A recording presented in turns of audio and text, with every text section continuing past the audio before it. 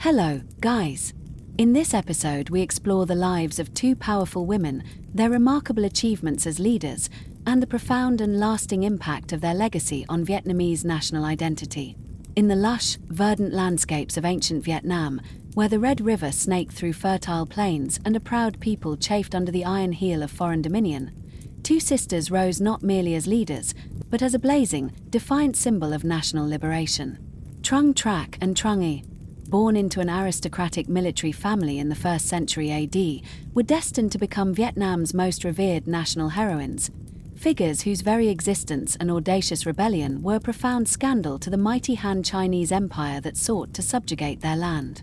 In 40 AD, they ignited a rebellion that would briefly liberate their homeland, leading an army of thousands, including a formidable contingent of women warriors, a testament to female leadership, military courage, and an unyielding spirit of resistance against foreign occupation that forever etched their names into the annals of history. Their lives, initially steeped in the traditions of Vietnamese nobility, were irrevocably altered by the brutal realities of Chinese rule. The Han dynasty, viewing Vietnam, then known as Jiaoxi, as a mere, exploitable province, imposed harsh taxes, suppressed local customs, and treated the Vietnamese people with disdain, often with casual cruelty. Chinese officials, like the notoriously corrupt and tyrannical governor Su Ding, were notorious for their avarice and their disregard for local laws and sensibilities. The spark that ignited the inferno of rebellion was deeply personal, yet resonated with a nation's simmering rage, a collective cry for justice. Trung Trac's husband, Thai Sac, a respected local lord and a man of considerable influence, dared to protest the oppressive Chinese policies and was summarily, brutally executed by Su Ding. This act of cold-blooded murder was not just a personal tragedy, a widow's anguish. It was a profound deed of imperial brutality, a final, public insult that pushed Trung Trac beyond endurance, transforming her grief into a burning, unquenchable fire of rebellion. Consumed by grief and a searing desire for vengeance, Trung Trac and Trung Y rallied their people. Their call to arms was not just for personal retribution for Thai Sac's death, but for national liberation, a complete severance from the oppressive Han yoke. This was the first great act of their leadership. Two women, in an era where female authority was largely confined to the domestic sphere, where men held all public power, daring to challenge the mightiest, most patriarchal empire in Asia. Their charisma was magnetic, their righteous fury infectious, and it drew thousands to their banner, eager to throw off the shackles of foreign oppression and reclaim their ancestral lands. What made the Trung Sisters' rebellion truly extraordinary, and a profound defiance in the eyes of their patriarchal Han adversaries, was not just their leadership, but the very composition of their army. While men flocked to their cause, eager for freedom, a significant and formidable portion of their forces consisted of women warriors. These were not just camp followers, providing support from the sidelines. They were fierce combatants, trained in martial arts, who fought shoulder to shoulder with the men, demonstrating a courage, skill, and ferocity that astonished and terrified their Chinese opponents.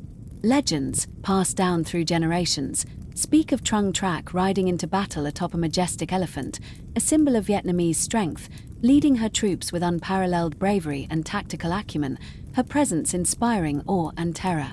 The sight of an army led by two queens, with women fighting shoulder to shoulder with men, wielding swords and spears, was an utter affront to Han sensibilities, a direct challenge to their rigid notions of proper gender roles, social hierarchy, and imperial order.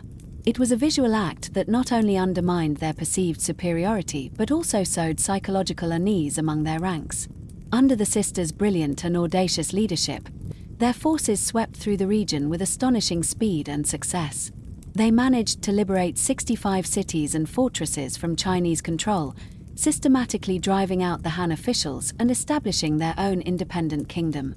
For a brief, glorious period, Vietnam was free, a testament to the sisters' military genius and the fervent, long-suppressed desire for self-determination among their people. Trung Trac was proclaimed queen, ruling from My Linh, and Trung Y served as her loyal co-ruler, solidifying a dual female monarchy that was unprecedented in the region. The consequence of a liberated Vietnam, led by two defiant women who had dared to humble the mighty Han, could not be tolerated by the Han dynasty. Emperor Guangwu, enraged by the rebellion and the humiliation it brought to his imperial prestige, dispatched his most formidable general, Ma Yuan, known as the wave-subduing general, with a massive, highly disciplined army. Ma Yuan was a seasoned commander, ruthless and cunning, and his mission was clear: crush the rebellion and restore Han dominance, no matter the cost. The ensuing conflict was brutal and protracted, a clash of wills and vastly unequal forces. Despite their initial successes and fierce, desperate resistance, the Trung Sisters' forces, though courageous and deeply motivated, were ultimately outmatched by the superior numbers, weaponry, and strategic experience of the Han Imperial Army. The battles were bloody, the losses heavy, and the tide slowly but inexorably turned against the Vietnamese rebels. The exact circumstances of their ultimate defeat and deaths are shrouded in a poignant mix of history and legend, adding a layer of tragic juice to their already compelling story.